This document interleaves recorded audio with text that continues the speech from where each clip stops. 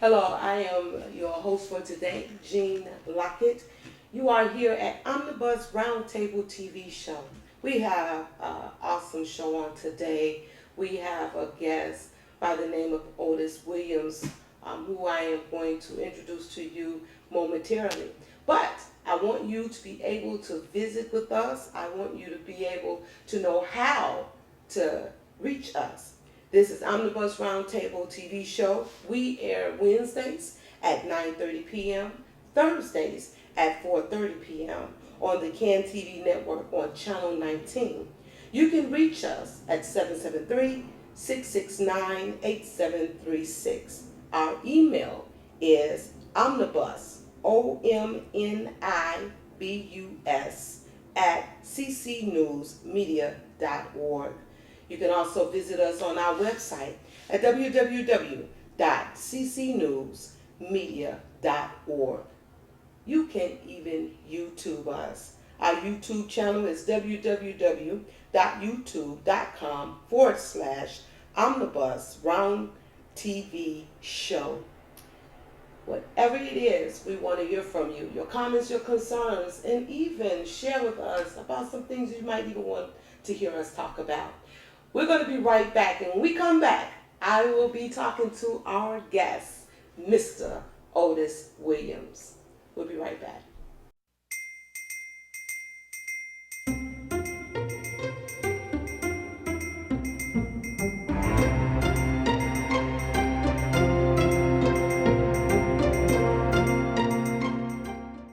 I'm alive, October 5. Mayor Harold Washington Legacy Committee.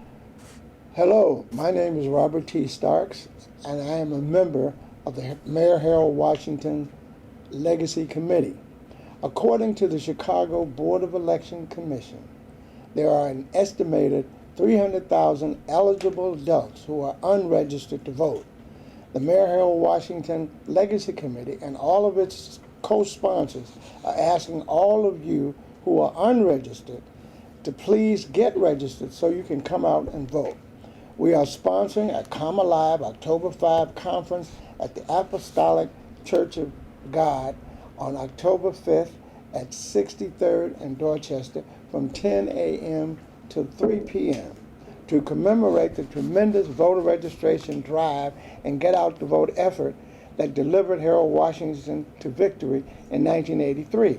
We would like to have that same spirit to come alive in this election season. We are now less than 2 months away from Election Day, November 8th, and early voting begins in Chicago on September 29th at 69 West Washington, and then expands to 51 sites throughout the city on October 24th. Thus, early voting will continue until November 7th, the day before Election Day, November 8th. Voters who are not registered can avail themselves of registration services at 69 West Washington and at the 51 sites that are early voting throughout the city. You may also register at the polling place on Election Day. The Mayor Harold Washington Legacy Committee and its 20 co-sponsors are looking forward to seeing you at one of these early voting sites or in your polling place on November 8th. Thank you. We look forward to seeing you, and you can call us at 773-643-4828, or you can email us at jehill@rcn.com. Thank you. Well, hello, we're back again. I am your host for today, Jean Lockett, here at the Omnibus Roundtable TV show. I told you all we have a very, very, very awesome guest today. He is a writer, and we're going to be talking about some of the things that he has written. I'm telling you, it's interesting, and you're going to love it. And so, I want you all to meet a wonderful gentleman that I've had the pleasure of meeting and talking with, Mr. Otis Williams. Mr. Otis, it is such a pleasure to be here with you today, and I've had an opportunity of briefly going over some of the things that you have written. But before we get there, I want to know a little bit about Mr. Otis Williams. Well, I'm the seventh out of 9 children from my parents, Eugene and Ophelia Williams. I was born in the South in a little small town called Sledge, Mississippi. It's in the northeastern corner of the state of Mississippi. Sledge, Mississippi. Never heard of that one. It's not too far from Tunica, the place where they do the riverboat gambling. Okay, I know about Tunica. Yes. Yeah. So I was raised in the South, in Mississippi, and with all of my siblings, actually, with the exception of 2 of my older sisters. When I was born, and they had moved away. But my younger sister and my 4 other brothers, we was raised together there in a small cottage that my father and my mother occupied, and they were actually sharecroppers. And we stayed there until 1966 is when we migrated to the city of Chicago. You speak of that, which actually brings about, the thoughts of you coming to Chicago. And as you were saying, that's Sledge, Mississippi. But there were some interesting things that took place in your life right before you merged here to Chicago. And that was even in one of your books that you have wrote, which was I Was Never Alone. I Was Never Alone is really interesting, and it can, kind of be broad. So why did you entitle this, as before we go into it, what made you entitle it I Was Never Alone? Well, I was brought up in a church-oriented household. My mother took me to church with her on Sundays, and throughout the week, I always traveled with my pet. I had a dog that I raised, And his name was Red. Yes, his name was Red. Mhm. He was a Labrador. I mean, not a Labrador, but an Irish setter. He would always travel with me everywhere I went. And so I was either in the company of someone or I was in the company of God Almighty. I was never alone, in the sense that it was something greater than me always looking out for me. But you came to a place of something that was exciting, that really was, for many of us as we see it, would be very, very scary. So when you did, even as I read along with I Was Never Alone, I want to get to that place that you was so grateful that you weren't alone, but there was something that was present with you. So right before you guys got ready to come to Chicago, you all had a celebration that was going on. Tell me Yes. about that. Yes, my family was kind of a close-knit family, and we was in good relationship with the neighbors. They was kind of saddened about the fact that we was leaving. So they had got together and they had decided to throw us a party. And it was a barbecue and a fish fry. But I wasn't really interested in that because I had became attached to the South. I loved the South. And I had a lot of liberties. I didn't have a curfew. I came home when I got home. I wasn't tied to any type of obligations.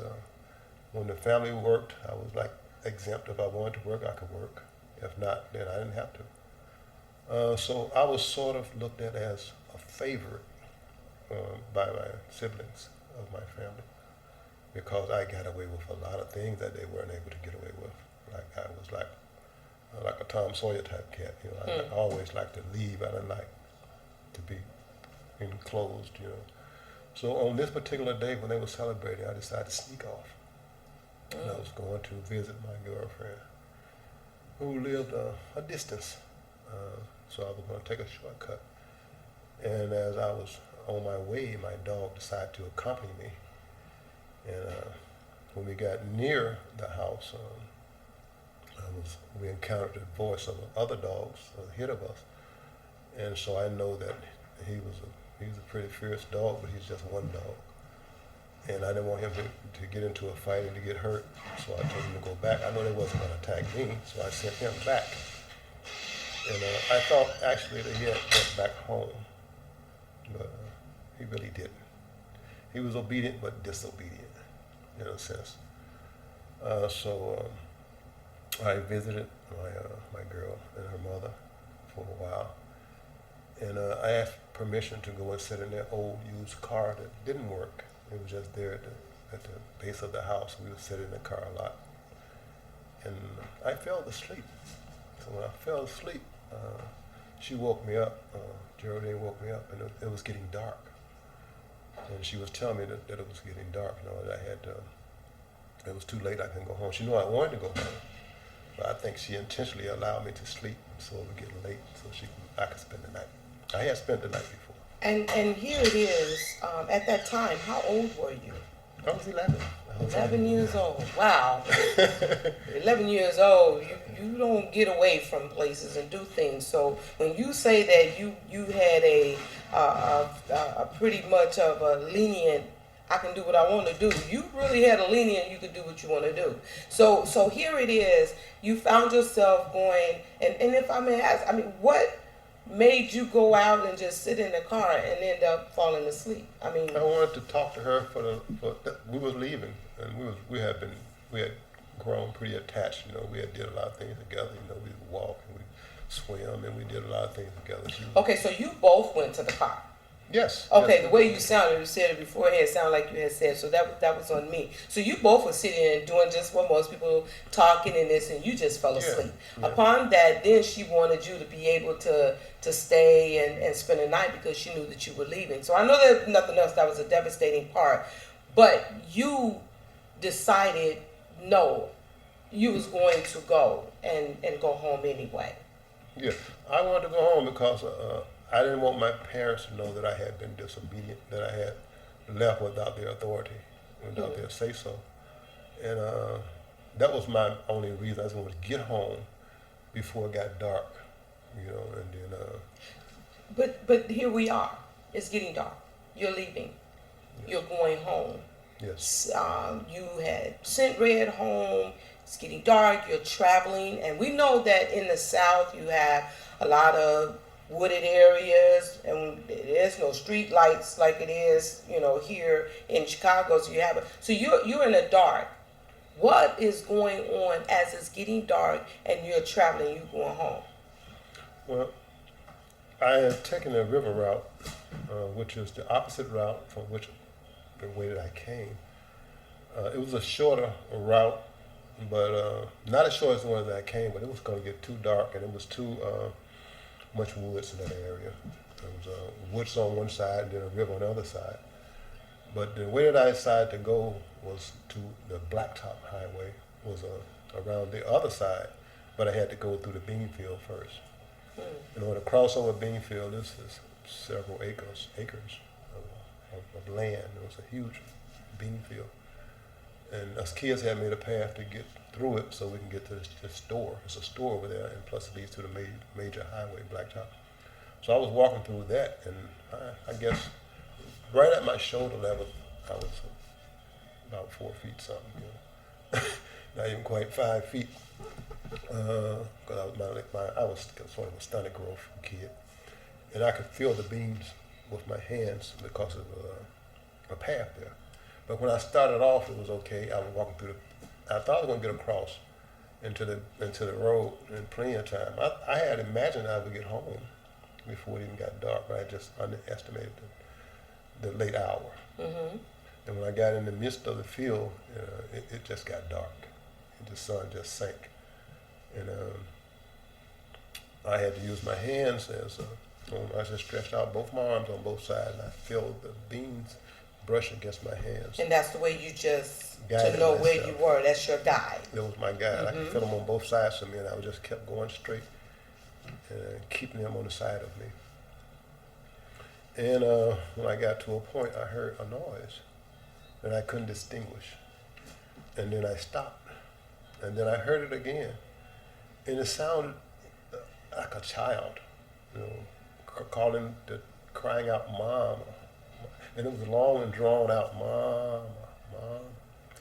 So something was urging me to go back. You know, I must have passed it. I thought it was a child, or that had got lost out in the woods. So I went back, and as I was going back, it started to dawn on me that I could hear the wind and the chill of the night, you know, and I knew that it can't be no child out here at this hour. And, Yeah, it was bad enough you was out there at that hour. and Like, so- actually, there was a child out there, and It when you was. seriously think about it, but the only child that was out there was me. That's what he said. And something told me that you're going the wrong way because you headed back towards the river. And the river is where the large animals, they travel and they forage and they hunt along the riverbanks. And come to my mind, it came to my mind a story that my older brother and other people had told me about panthers and bobcats and how they would imitate the sound of a child to lure their victim. Wow. So something told me that, you know, man, just stop the direction that you're going and turn around and go back the other way. So I started to go back the other way, and then I started to hear noise. And I knew that something was on the path with me, you know, because I had stopped and I was listening. And whatever it was with me, I was brushing the sides of the beans, the stalks, with my hands, but I wasn't brushing them to the point where I was having difficulty getting through the path. Mm-hmm. Whatever was behind me was having difficulty getting through the path to the point where it was actually bumping against both sides as it was coming my way, and it was causing the beans in the pods to rattle, and it kind of startled me, you know. So I stopped, and then it stopped. So I started back again, and it started back, and I stopped. It stopped. And then I started I'm to sorry to interrupt you because that is, it's like I'm imagining this, and when you think of a panther, even like you said, I'm interested because I just learned something that a panther has the intelligence to make the sound of a baby to lure their prey. That is interesting. And that really got me. So as you're traveling, and it even puts me in the mind of even like a tiger when they're down and they're zeroed in on their prey. I know, as you're saying, you know, you hearing this, what was really going on in your head as you're hearing, you stop, it stops, you go, it goes. It's not doing what you're doing, but it's making a greater a sound, and you know whatever it is, it has to be something bigger or more unstable because it's not doing it the way that you're doing. What was going on in your mind at that time? I was being hunted, basically. Wow. And what I wanted to do was to get to the Blacktop Highway. Because at the Blacktop Highway to my right was a store not too far. And to my left was a bridge where there was light. And I wanted to get to the light. So whatever it was that I could see, I could face it.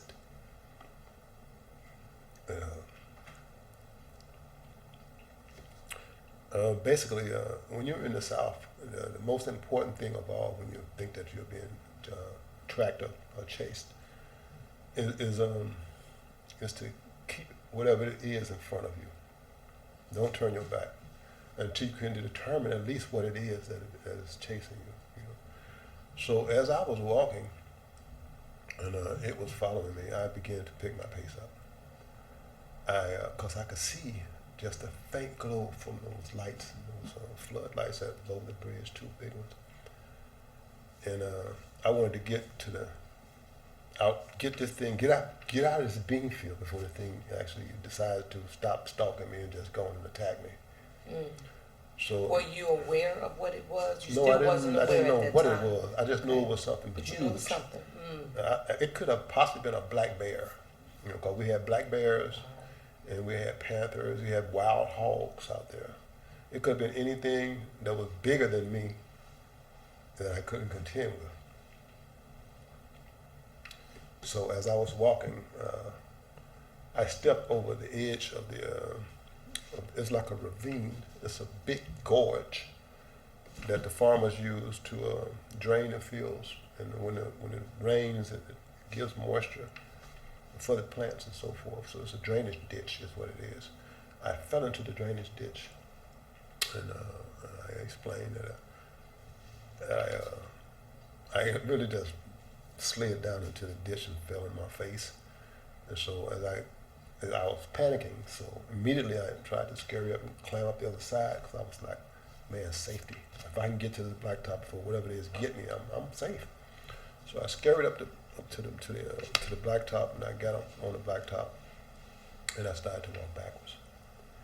And I was keeping my eye on the path that I had come down from. And the store's lights was out. I wasn't going to go that way, so I got to get to the light.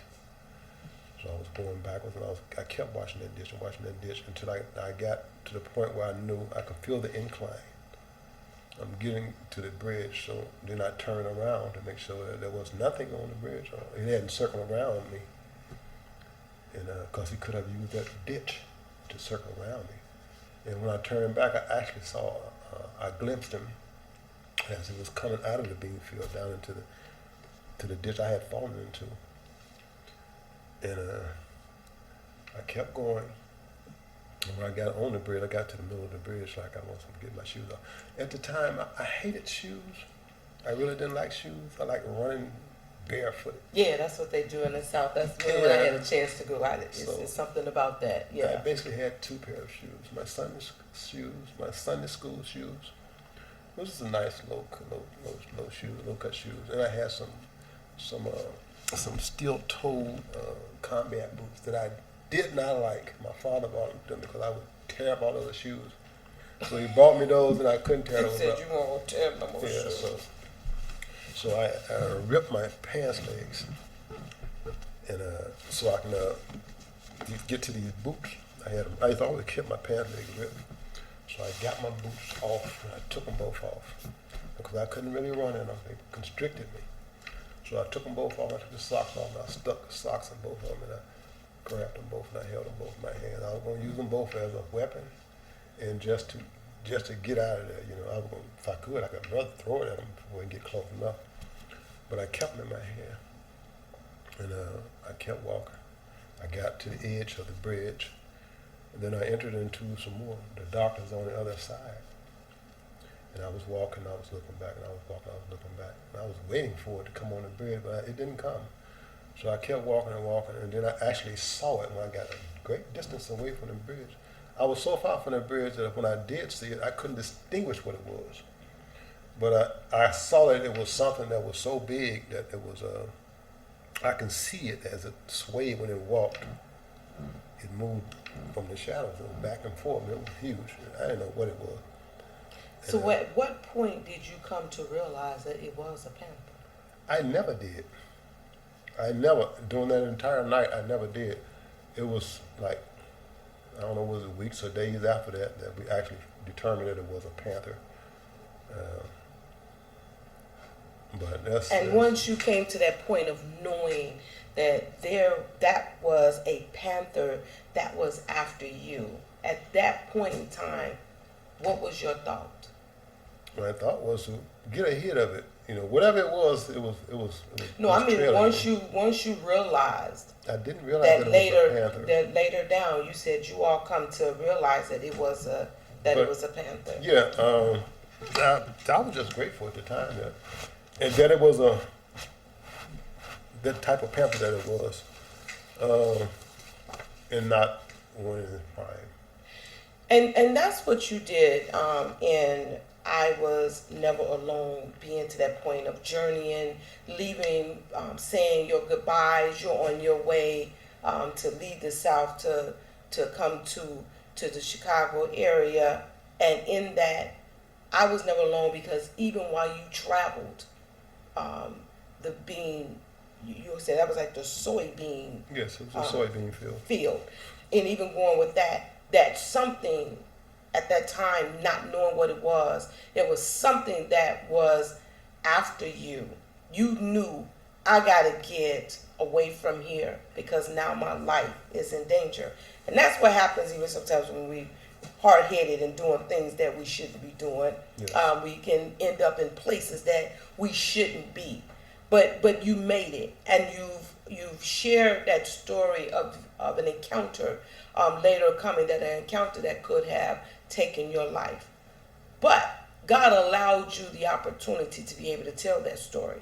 Yes. Which even after that, you came from I was never alone, and then comes the story, A Season of Autumn. Now, that's one devastating moment for you. But now you're going over into a point where now here's some things that is happening to you. And what we're going to do is we're going to take a break, and then we're going to come back and we're going to talk about the next story book that Otis Williams actually written, which is entitled A Season of Autumn. And we're going to want to talk about that a little bit more. Why did you name it A Season of Autumn, and what happened? So again, we're here at the Omnibus Roundtable TV show. We air Wednesdays and Thursdays. Wednesdays at 9:30, Thursdays at 4:30 on the CAN TV network, and you get us on channel 19. If you have any questions, comments, or concerns, you can call us at 773-669-8736. Catch us, or you can email us at omnibus, OMNIBUS, at ccnewsmedia.org. Our website is www.ccnewsmedia.org, and you can catch us on YouTube. You can YouTube us at www.youtube.com/Omnibus Round TV Show. We're going to be right back, and we're going to finish up talking with Mr. Williams in regards to his next book that he has written. We'll be right back.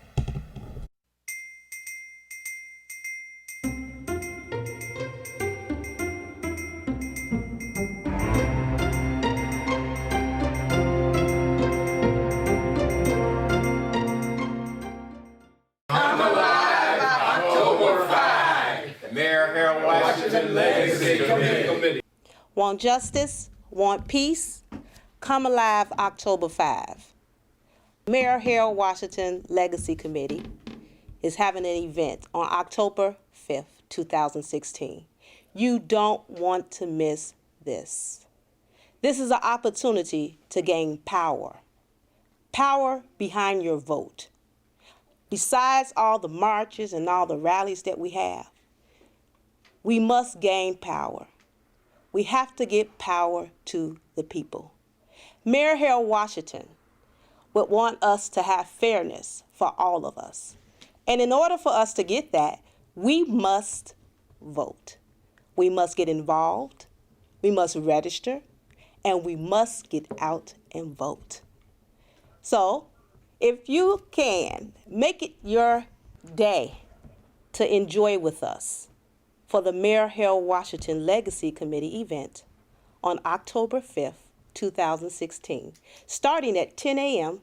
to 3 p.m. Encourage the community to register to vote, and we are going to look for everyone to be there and everyone to be able to bring your family, your friends, just call all the community. Let them know, come to 6320 South Dorchester, right here in Chicago, Illinois.